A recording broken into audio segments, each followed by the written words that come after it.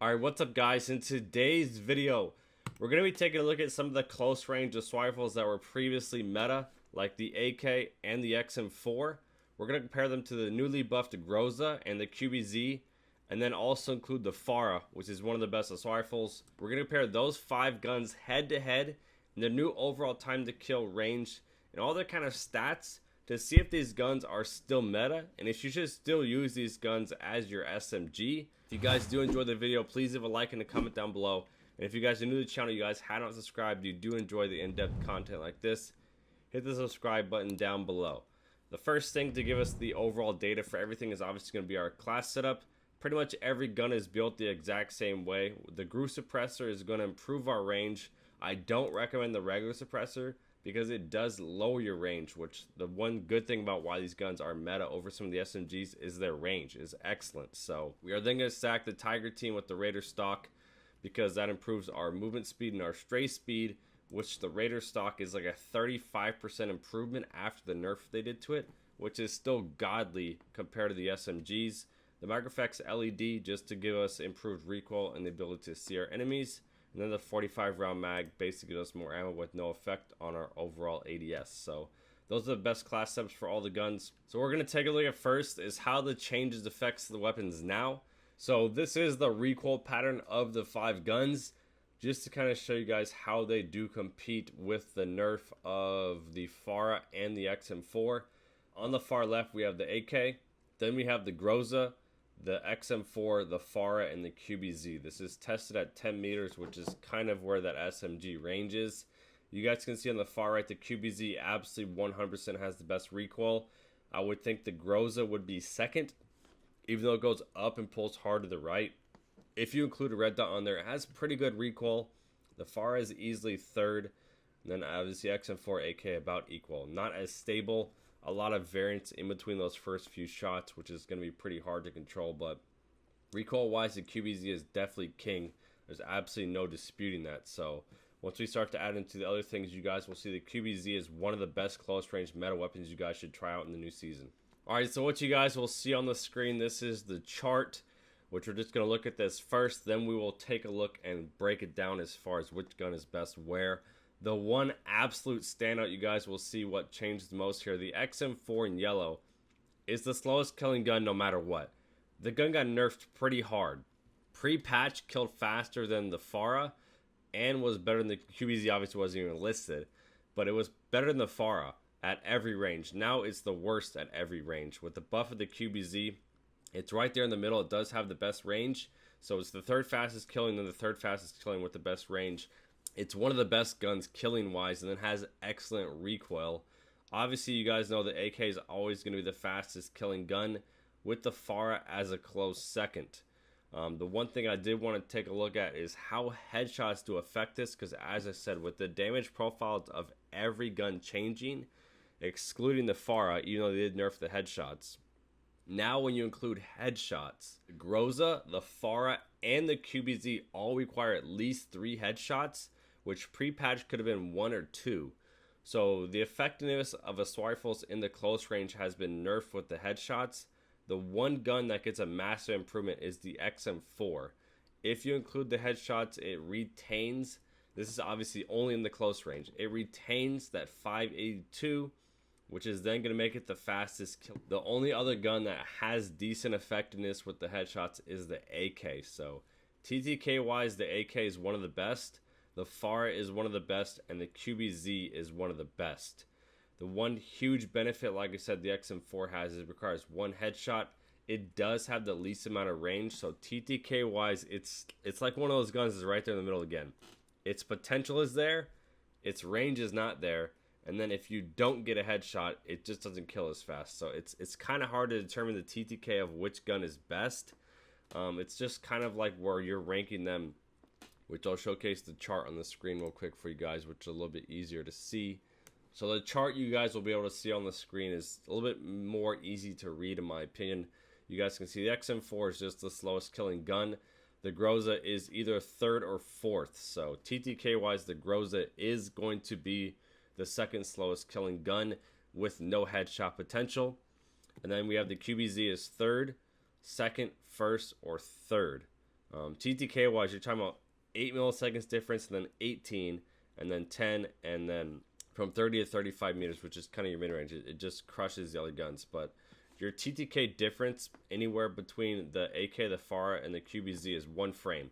So you wouldn't notice it. So TTK wise, AK, FARA, QBZ is easy top 3. Like I said, Groza is definitely 4th. XM4 TTK wise is 5th.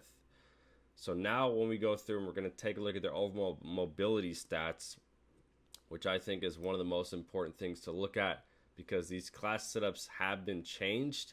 We want to take a look at where the mobility stats actually have come into play.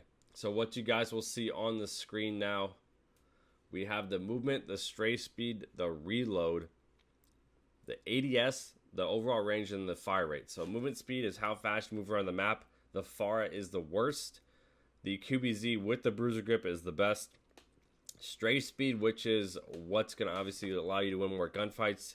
XM4 and Groza are excellent. The QBZ is obviously still king. Reload time, they're all about equal. FARA is the worst. And then obviously stray speed, FARA is the worst. So 3 out of 3, the FARA is the worst. Then when you go to the ADS speed, the Groza and QBZ once again are excellent. XM4 is right there next to it. And the AK and FARA are about tied. So 4 out of 4 categories, the FARA is the worst. We take a look at the range. Like I said, the one thing that's a huge negative about the XM4 has the lowest range. AK right there, a close second behind it, and then the QBZ has the best range. So 4 out of 5 categories, QBZ is king. And when you go take a look at the overall fire rate, the only gun that's really on the negative here is the AK at 600 rounds per minute, which is obviously not the best. FARA is king, obviously, at 790. So mobility wise, the Groza is easily second. QBZ is obviously king, and then the XM4 is a top 3. So the FARA mobility wise, it just does not compete. And in my opinion, these mobility stats, which you're trying to compare this to an SMG, which is obviously godly mobility, this is where the FARA drops out, in my opinion, of that meta. I will personally not use the FARA as an SMG just because it doesn't strafe as fast. The reload's atrocious. The only way to get a fast ADS is to take away some of the other good attachments that improve the gun and categories you need. Then movement-wise is just average. So the top 4 for mobility, AK, XM4, Groza, QBZ. Then what I want to take a look at next, we're going to start including SMGs in here. When you include the movement speed, stray speed, reload, ADS, and range of the MAC-10, you guys can see where the QBZ ranks directly next to it. Same reload time, same ADS, same stray speed, same movement. The MAC-10, in my opinion, right now is the best SMG in here. So as far as when you compare it directly to the QBZ, then we're going to take a look at right now is the time to kill category of including the MP5s, both of them, with the MAC-10. So what you guys will see on the screen now, this is the chart with the top 3 SMGs included, which I do think is the MAC-10 and both MP5s. Clearly, the Modern Warfare MP5, Cold MP5 crushed in the time to kill category up to about a little over 10 meters. Then the MAC-10 takes over. So TTK wise, if you're trying to compare these guns to the close range ARs, these 3 SMGs all kill faster, which previously the MAC-10, the only gun that was better, the AK was excellent. The XM4 was also in the meta. The other 3 guns weren't. So the XM4 and AK were definitely in the TTK meta. Now they're not. Now they're absolutely outside of it. I do think they have potential. The only 2 guns, after you break down this data here, you look at their overall comparison to SMGs. Number 1 is the QBZ. Number 2 is the AK. Time to kill is one of the most important factors. The AK has a potential of 2 headshots lower the time to kill, has decent range, has decent recoil, decent mobility, but amazing TTK. So the only gun, like I said, would be the QBZ. It has godly range. Anywhere beyond 19 meters, this gun is going to be as good in mobility category as the MAC-10, and is going to have one of the fastest time to kills for 15 meters more than that of the MAC-10. So it's the only 2 guns that I would 100% recommend to use in the new meta as the close range AR. Like I said, the MAC-10 had no effect on the TTK up close. The Modern Warfare MP5 had no effect on the TTK up close. Everything else was nerfed. So you take a look at those two guns. I think those are easily the two best SMGs, which they actually are most popular right now. Just data wise, they do everything well. I do think the QBZ and AK, like I said, are the only two ARs. If you want to use it as an SMG, those are the only two guns that are viable. I previously uploaded which is the best long range AR and had the QBZ on there. We are once again including the QBZ on this chart as one of the best close range ARs. So if you guys have not tried it out, definitely something worth using. It's an incredible gun. It does everything, and it does everything well, and it's pretty much in the top of its category and everything, just besides people actually using it. So definitely needs to get tried out. So this is basically the pre-patch versus post-patch data, what they actually changed about these weapons to kind of show how much they were nerfed or changed. The FAR actually got the least change. All it does is change the close damage, which then obviously lowers the overall headshot. Time to kill doesn't change, TTK doesn't change. The only thing that changed is pre-patch would require 1 headshot, post-patch now requires 2, which reduces the effectiveness of the headshot. Not that big of a change. Honestly, you might not really notice it. The one gun that got changed the absolute most was the Groza. The improvements the Groza got, number one is the recoil was improved. The overall base range was improved by about 2 meters. So you stack that best class setup to give you like the best long range setup, you get anywhere between 2 and 3 meters of improvement in range, which kind of does help a little bit. It's about 8 to 10% better. As far as the close range damage got nerfed pretty hard. As you guys can see, the headshots went from 45-37 to 40-34, which is a huge reduction.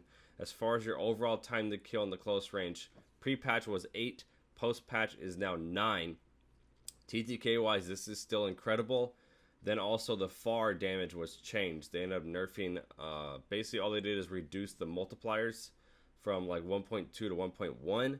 Does not affect your overall time to kill at the distance. No effect on shots to kill. So the only effect they really kind of took down from the Groza was the overall headshots, which obviously got a huge nerf.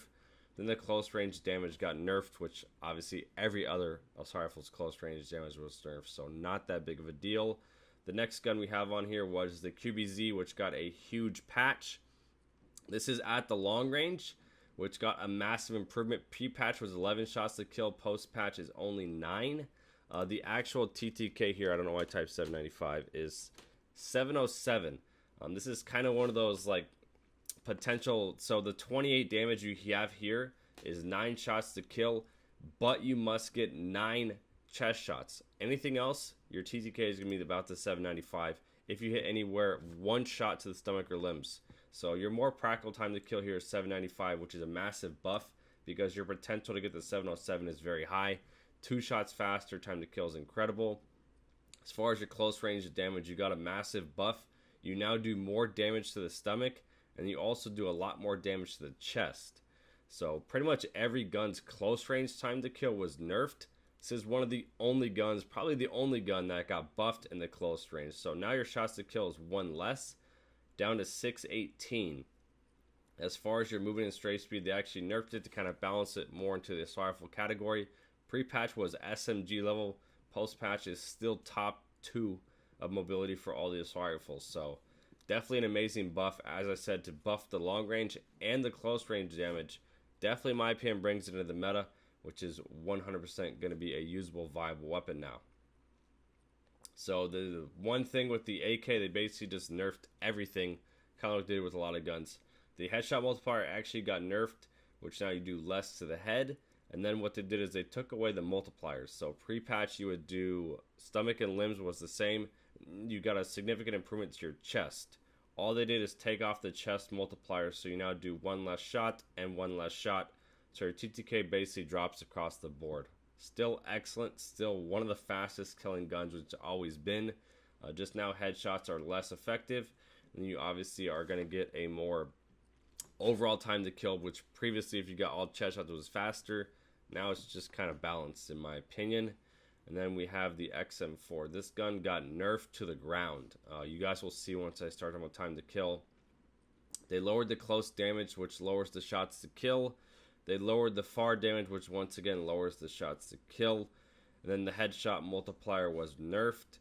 And then the recoil was nerfed. So now it has a lot more vertical recoil. The one thing this gun did get a bonus of which even though they did nerf all this damage, to get a 30 damage is pretty high.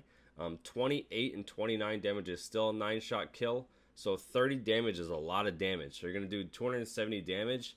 This now requires 1 headshot to lower the TTK in the close range, which is the only rifle that does that. So it's an excellent improvement. I believe that is the last gun. That basically breaks it down for you guys. Hopefully covers everything you need to know. As I said, AK, QBZ, the only 2 guns I recommend as your close range meta AR.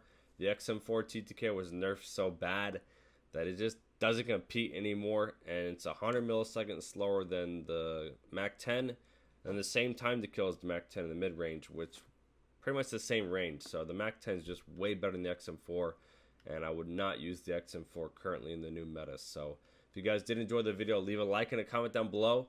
If you guys are new to the channel, make sure you guys hit the subscribe button.